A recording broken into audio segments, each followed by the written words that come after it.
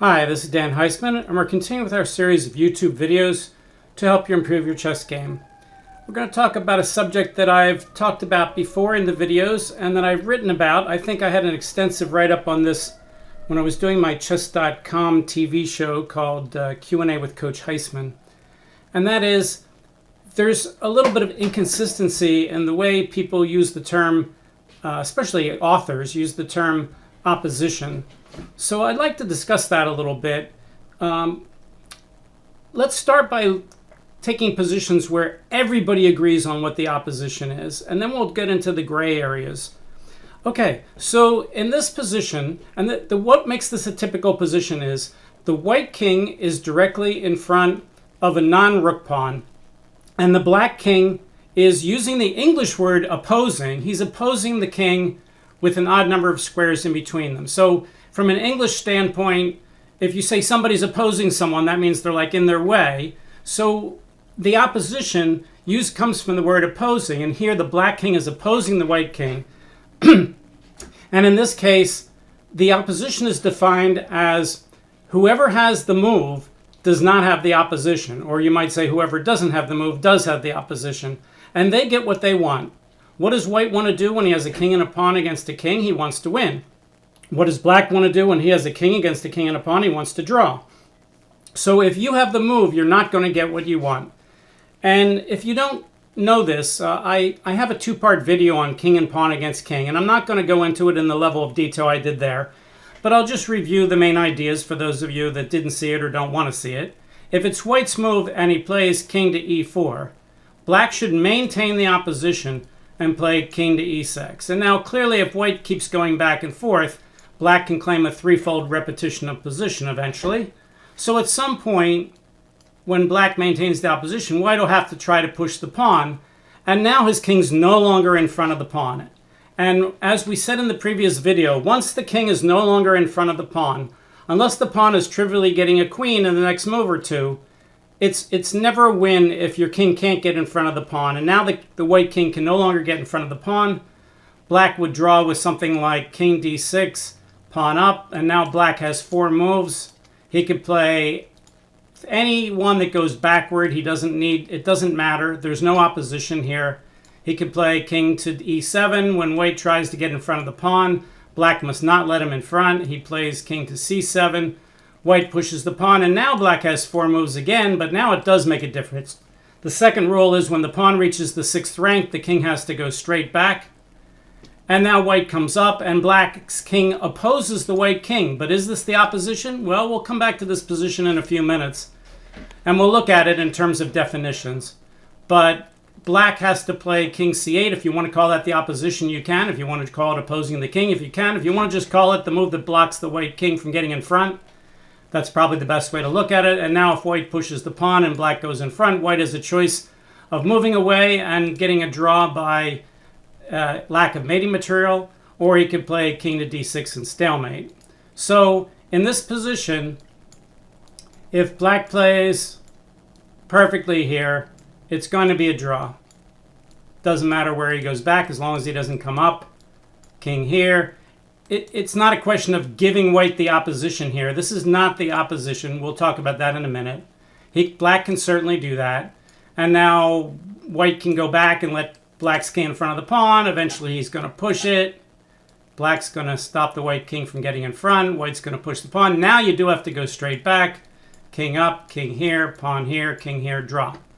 Okay, what happens if it's black's turn?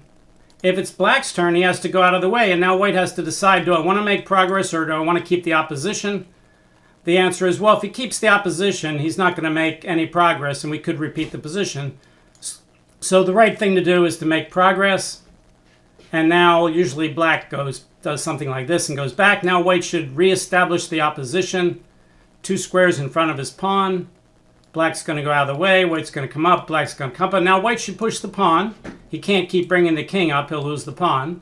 And if he brings the king back, he's not making any progress. So he pushes the pawn, black comes back. The pawn should never be pushed equal with the king unless you calculate that you can get a queen. So here you push the pawn again, it's still behind the king, you're okay. Now white's threatening king to c7 with the easy pawn push. Black has to go here. White goes here, and now you might say he's reestablishing the opposition, which he is, but it turns out in this position it doesn't matter whose move it is. Again, you could go back to the previous video and look at my part where I talk about the tic-tac-toe rule. But here it doesn't matter whose move it is. It just so happens that if it's black's move, the white wins even easier. Black goes out of the way, white goes up diagonally, and the next three moves are to get a queen. So everybody agrees. There's no argument here. This is the opposition. The king is in front of the pawn, and it matters whose move it is. The offensive king is in front of the pawn. It matters whose move it is.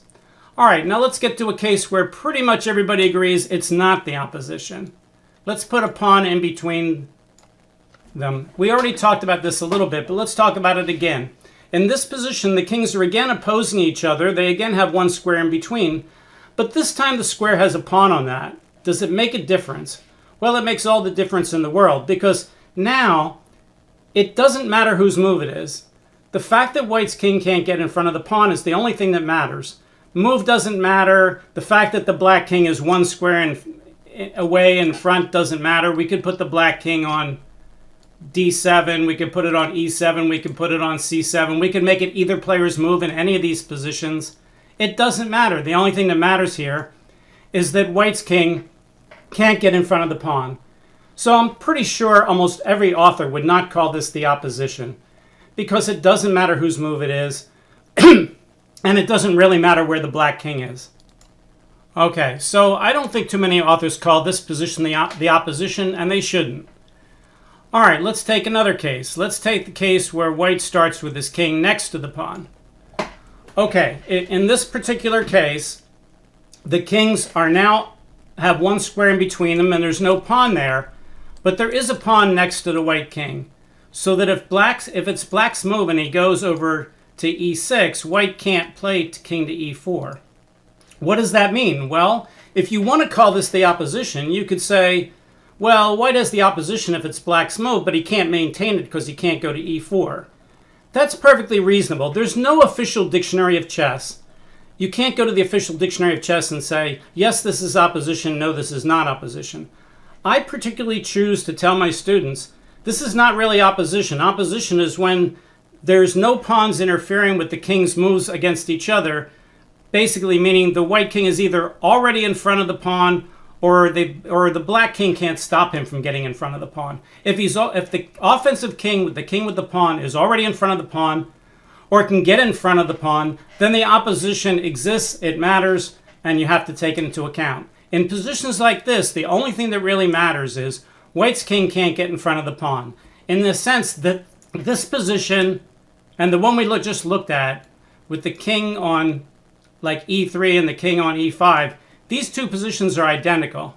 It doesn't matter whose move it is. It doesn't really much matter where the black king is. For instance, if we go to the other position, the black king could be anywhere that stops the white king from getting in front of the pawn. So if it's white's move, the black king could be on d6. The black king could be on e6. It doesn't matter. If it's black's turn, he simply has to be able to get to one of these two squares. So that means the black king could be on, if it's black's move, his king could be on any of these 8 squares, and he'll be able to get to either e6 or d6.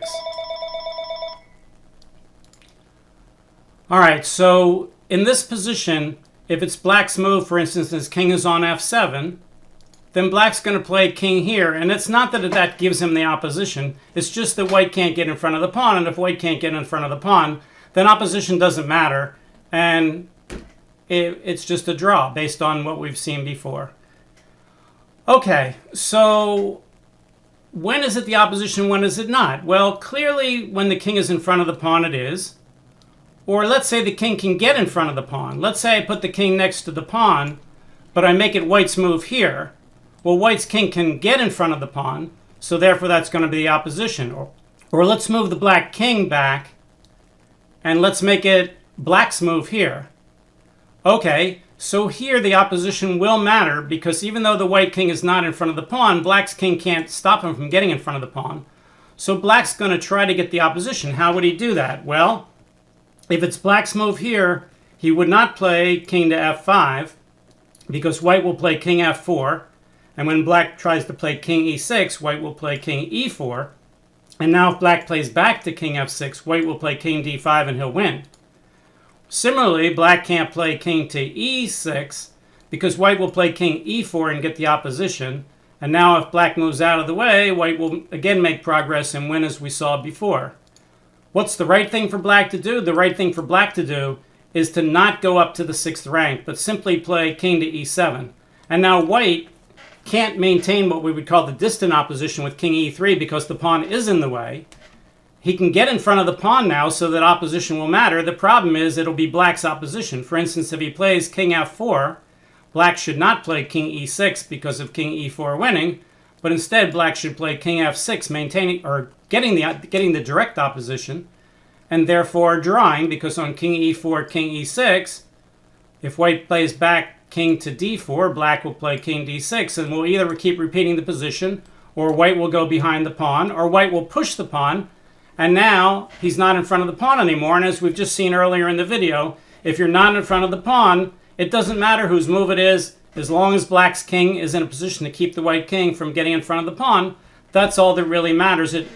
The fact that the kings are opposing each other and there's no pawn in between, again, if you want to call it the opposition, you can, but I wouldn't call this the opposition. I would just say this is the case where the white king can no longer get in front of the pawn, so therefore it's a draw. Let's go back to the case we saw before about how black defends this. Let's say black plays king to e6 and white plays e5, and black, as I said, it doesn't matter which of these three moves he makes. He's not giving up the opposition. Let's say he plays king f7. You just have to stop the white king from getting in front. King d6, king e7 here. Well, now the tempos matter. Obviously, king f6 loses to king d6 and white gets a queen. So black has to go back, but where should he go back? Well, you could describe this as an opposition thing. I choose not to do that. And this is, again, just a semantic issue. If black goes back here to c8, he gets the wrong tempos. White is now has his king next to the pawn. And a lot of people love to call this the opposition. I happen to not call it the opposition, even though the kings are opposing each other, because it wasn't the fact that black let white get to this position where the kings are opposing each other that really loses. It's the fact that he has the wrong tempos for when white pushes the pawn here. And that's just semantics. Let's go back and compare that to the position a couple moves before. So notice in this position, the king is next to the pawn, just like he is when the king is on the 6th rank.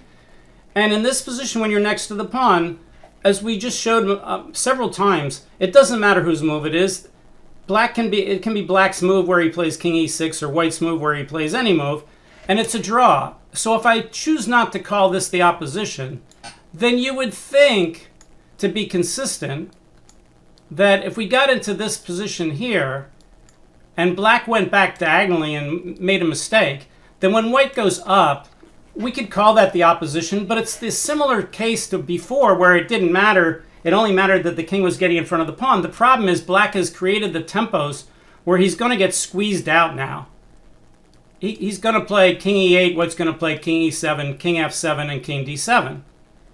We just need a name for that, that's all. Well, since I didn't call it the opposition before when the white king went up next to the pawn, because it didn't matter, here it does matter. And you could say, well, the fact that it matters makes it the opposition. And if you want to say that, that's perfectly reasonable. Again, there's no official dictionary of chess. I happen to think, well, this isn't really a case of the opposition anymore. This is the case of black getting the wrong tempos for the king coming up. And the king's not in front of the pawn. It's not that he has to give way. It's the fact that when he pushes the pawn, it makes it black's move and he has to go out of the way. So the right move for black here is always to go straight back. Doesn't matter whether the king is on d5, e5, or f5. The black king has to go straight back. And then when the king goes here, the black king has to stop the white king from getting in front of the pawn. See, as far as I'm concerned, that's the key issue. When the white king is not in front of the pawn, you can't let him in front of the pawn. You can't play king f8 and let him in front of the pawn because then he wins. You want to block him from getting in front of the pawn. And that's the key all the way along. If black's king can stop white's king from getting in front of the pawn, it's always a draw. But here, when black does that, he's getting the draw, and the question is this black getting the opposition or not? I've seen many authors call this the opposition, and they're perfectly within their right to do so. I just think it's a different concept than what we were talking about when the white king was in front of the pawn. So to me, it's very, very similar to what's happening back here. When the king on the side of the pawn doesn't win, black's king simply needs to keep white's king from getting in front of the pawn. The problem is if he goes back diagonal here and white's king comes up, he can't prevent the white king from helping the pawn advance anymore. So later on, when we get a very similar position to this, I still think it's not the opposition. But now, in that case, it does matter. And you could say, my definition of when it matters is when... my definition of the opposition is when it matters, in which case this is not the opposition, but later it is. And that would be a reasonable definition. I just happen to think my definition of the opposition is when the king is in front of the pawn or can get in front of the pawn, and then it matters whose move it is. Then it's going to be the opposition. So again, this is just semantics. But I think here, when the king is going here, it doesn't matter whether the black king's here or here. It's not the opposition. And now black, again, simply, he has to stop white from getting the right tempos. The only way he can stop white from getting the right tempos is to go straight back. If he gives him the right tempos by playing here, he loses.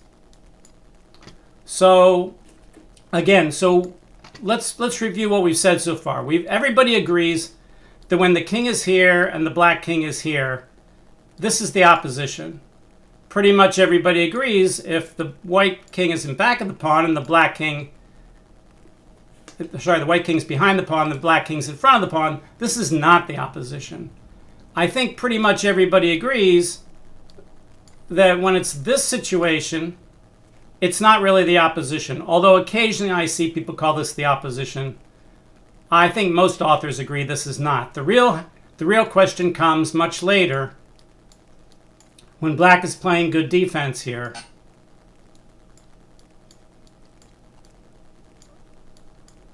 He's not letting him in front. He's not letting him in front.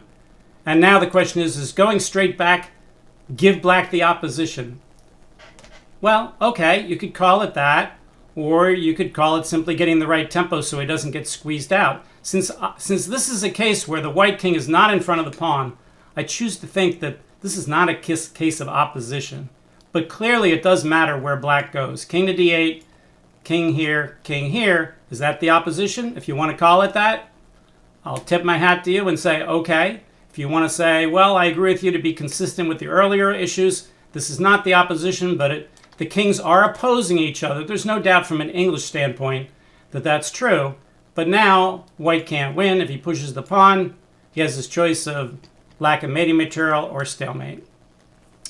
Okay, let's go to Bruce Pandolfini's book, and we have a couple minutes left in the video. Let's talk about some other opposition issues. Let's go to a distant opposition issue. Let's clear out the board, and we'll put the white king on a1, and the black king on b5, and the black pawn on c5, and we'll make it white's move. Okay, this is problem number 63 in Pandolfini's Endgame course. And I do recommend this book. There's a lot of errors in the book, so if you do get the book, you need to go to the errata page online. If you just Google Pandolfini's Endgame course errata page, it probably pops right up. But you want to fix the book. It's a good book. So here it's white to play. All right, so you might say, but Dan, according to your definition, the black king's not in front of the pawn, so it's not opposition. Well, that's not my definition. My definition is where the king's already in front of the pawn, or the other king can't stop him from getting in front of the pawn. But here the white king clearly can't stop the black king from getting in front of the pawn. And we've seen a position like this earlier in the video. If you can remember that position, you can remember the answer of what white should do here. This is white to play and draw.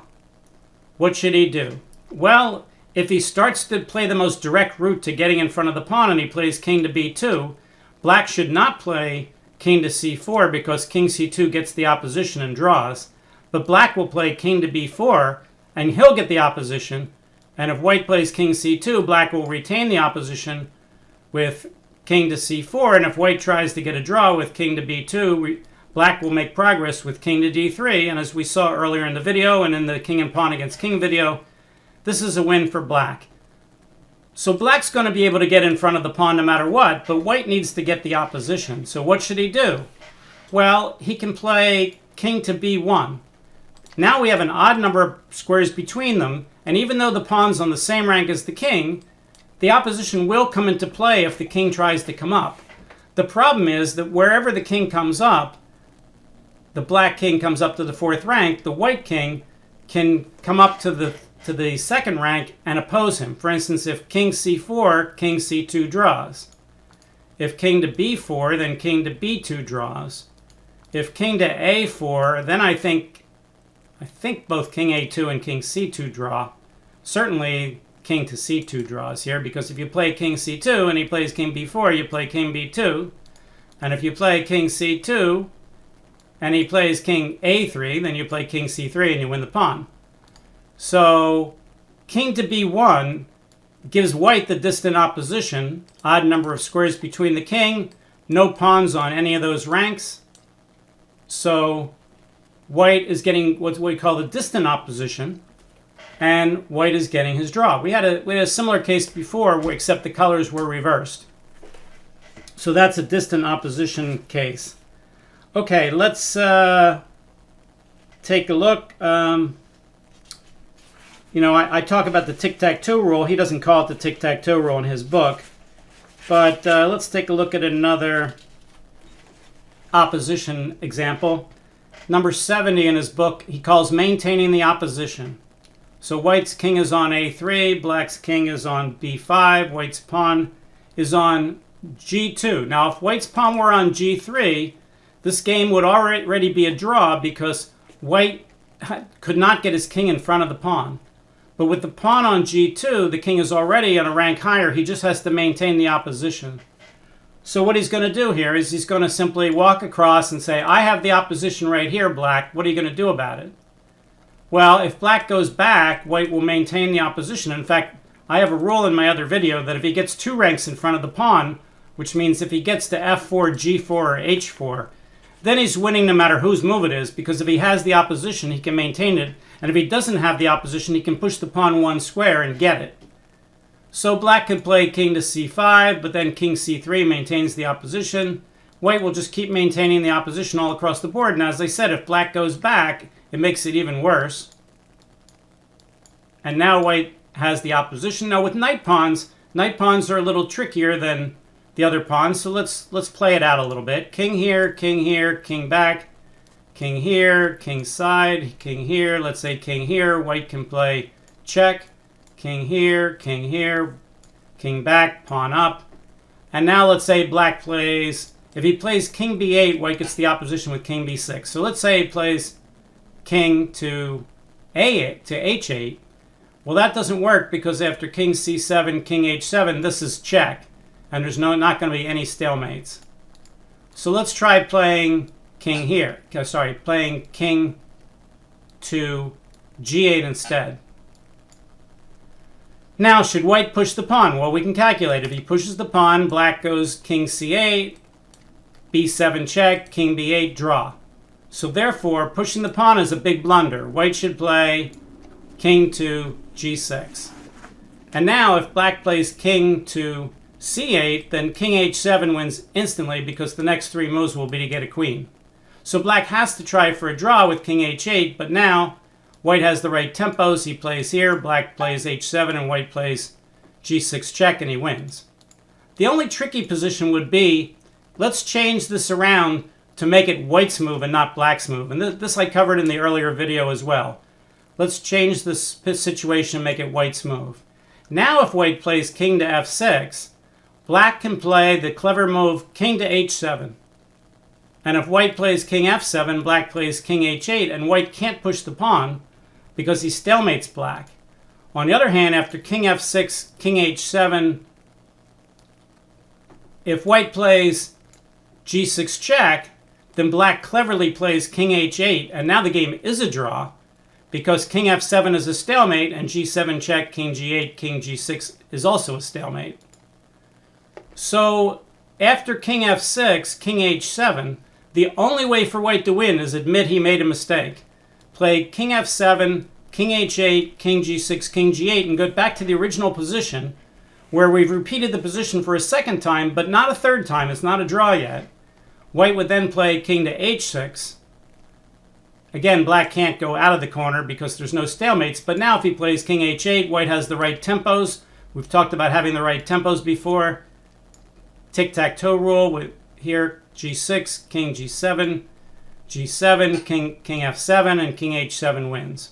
So if you ever get to this position, if it's black's move and he plays king h8, you just play king f7, you don't have anything to worry about. If it's white's move, you have 4 legal moves. 2 of them draw. King h5 and king f5 draw because you're no longer in front of the pawn. And we've already seen if you're not in front of the pawn, you can't win. King f6 wins, but it makes no progress. You have to admit your mistake, go back to the original position, and play the only move that makes progress, king h6. And now you've got the right tempos and you win.